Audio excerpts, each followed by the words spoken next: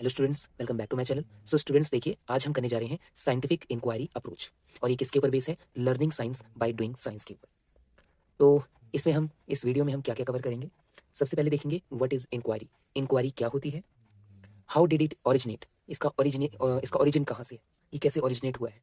Second, why is it important, ये हमारे लिए इतना इंपॉर्टेंट क्यों है? And how does inquiry based instruction compare to traditional instruction, तो जो हमारे ट्रेडिशनल मेथड्स होते हैं तो उससे कैसे ये अलग है, हम ये देखेंगे, दोनों में डिफरेंस देखेंगे। And what does inquiry based learning look like in the classroom, और क्लासरूम में कैसे ये हमें नजर आती है। Proof of effectiveness, inquiry is powerful learning, and inquiry and the nature of science. And last में हम देखेंगे by design a journey of excellence through science. So inquiry की हम डेफिनेशन देखते हैं, इंक्वायरी होती क्या? So inquiry is the dynamic approach to a learning that involves, तो एक जो इंक्वायरी होती है एक डायनेमिक अप्रोच है। डायनेमिक मतलब कि टाइम के साथ जो चेंज हो सकती है। सो इसमें क्या क्या चीज़ें इन्वॉल्व होती हैं? फर्स्ट है एक्सप्लोरिंग द वर्ल्ड, इसमें हम वर्ल्ड को एक्सप्लोर करते हैं, उसकी जो सारी ऑब्जेक्ट्स हैं उसको एक्सप्लोर करते हैं, उसमें जो प्रोसेस हो रहे हैं उनको देखते हैं। आस्किंग क्वेश्चंस, इस मेथड में हम क्या करते हैं? क्वेश्चन पूछते हैं। मेकिंग डिस्कवरीज, कुछ डिस्कवर करते हैं। Rigorously testing those discoveries in the search of for new understanding, और जो हमारी डिस्कवरीज हुई हैं उनको हम और ज़्यादा टेस्ट करते हैं ताकि हमें कुछ उसमें से नया कुछ निकल के आ सके।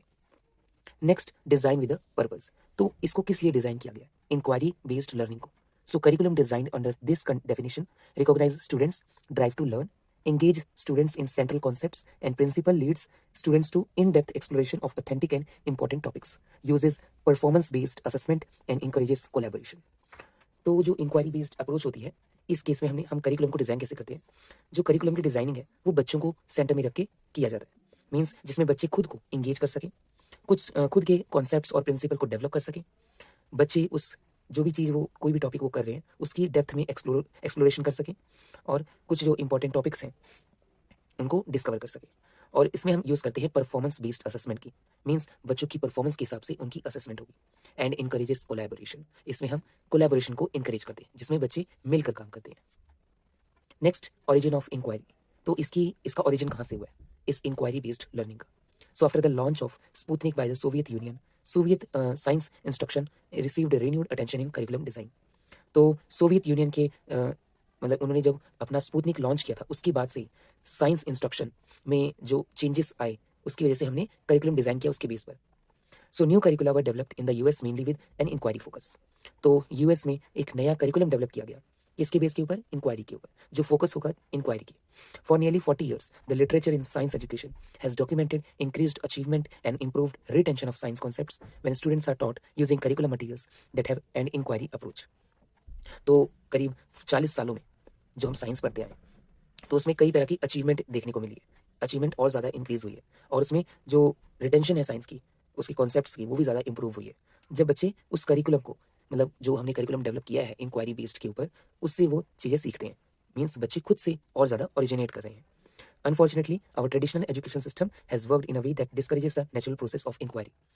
लेकिन जो हमारा ट्रेडिशनल सिस्टम है वो इस सिस्टम को मानता ही नहीं है। मीन्स उसके बिल्कुल ऑपोजिट है। So students become less prone to ask question as they move through the grade levels. तो देखिए ट्रेडिशनल सिस्टम में क्या होता है, बच्चे क्वेश्चनिंग नहीं करते।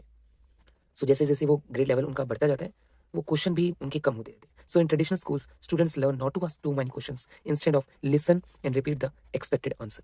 तो ट्रेडिशनल सिस्टम में क्या होता है, बच्चे क्या करते हैं? क्वेश्चन नहीं पूछते हैं, वो सिर्फ सुनते हैं और उसी चीज को आंसर को रिपीट करते हैं। सो इंपॉर्टेंस ऑफ इंक्वायरी, तो जो हमारी इंक्वायरी बेस्ड लर्निंग है उसकी इंपॉर्टेंस क्या है? So education is not about preparing students for a world that is static and fixed. अब एजुकेशन, हमारा मानना क्या है कि एजुकेशन जो है वो इस पूरी दुनिया के लिए बस वही नहीं है कि स्टैटिक है, फिक्स है, जो है बस उसी को देख लिया।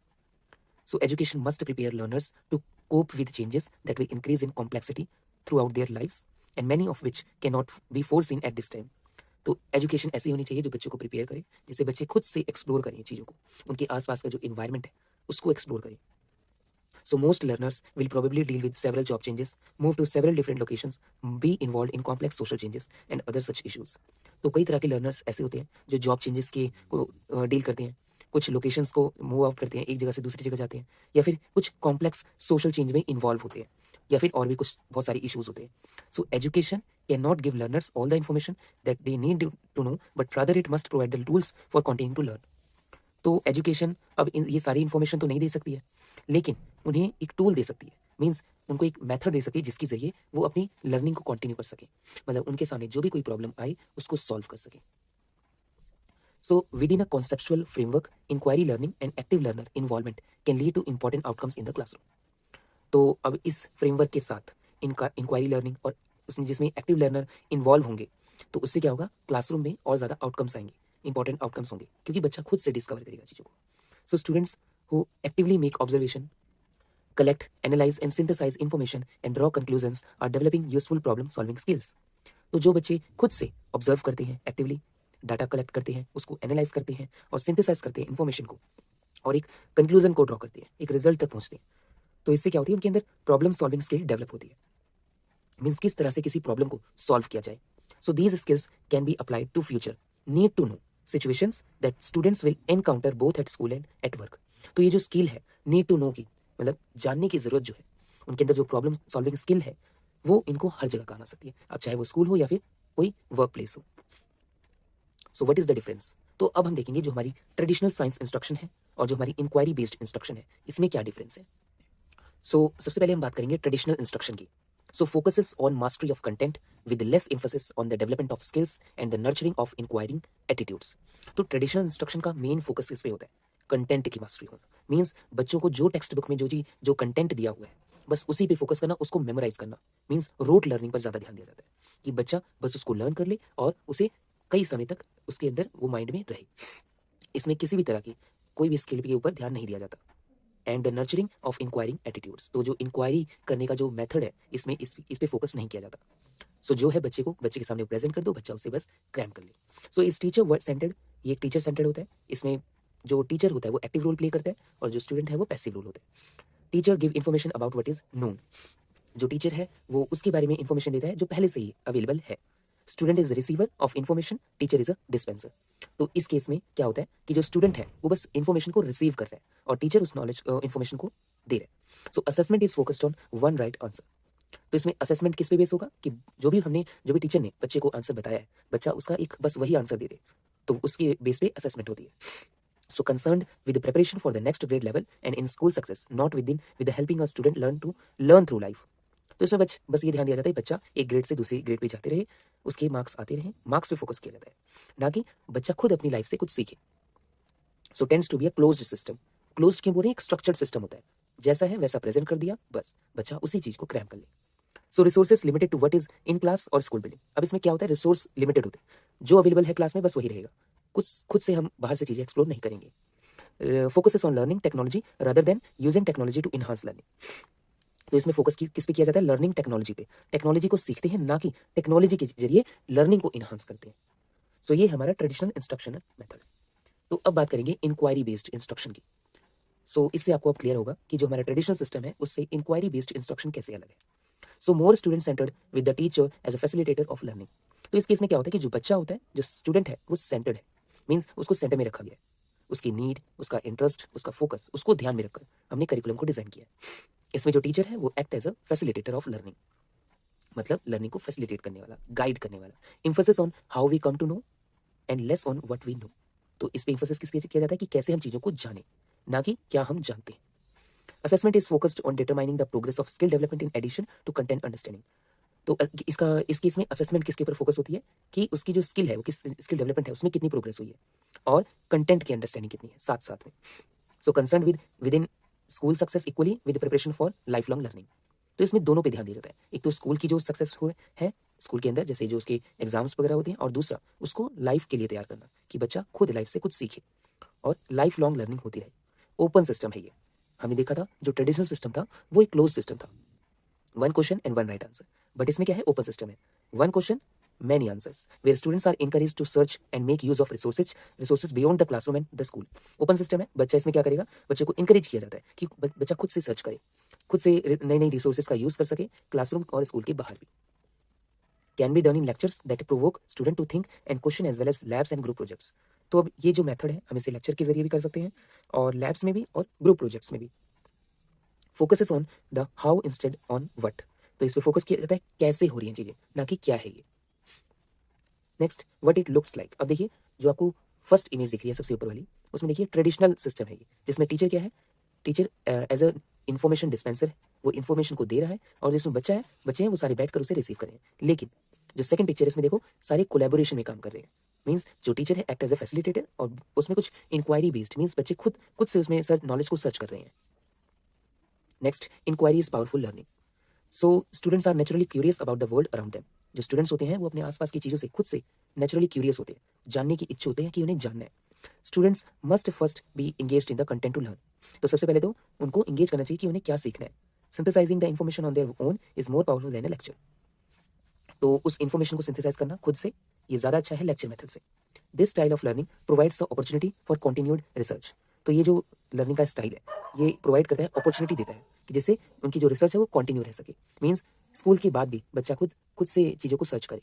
Inquiry prepare students to be a life long learner. तो इंक्वायरी बेस्ड लर्निंग से क्या होता है, बच्चे लाइफ लॉन्ग लर्नर बनते हैं। मीन्स उनकी जो लर्निंग है वो कभी एंड नहीं होती है।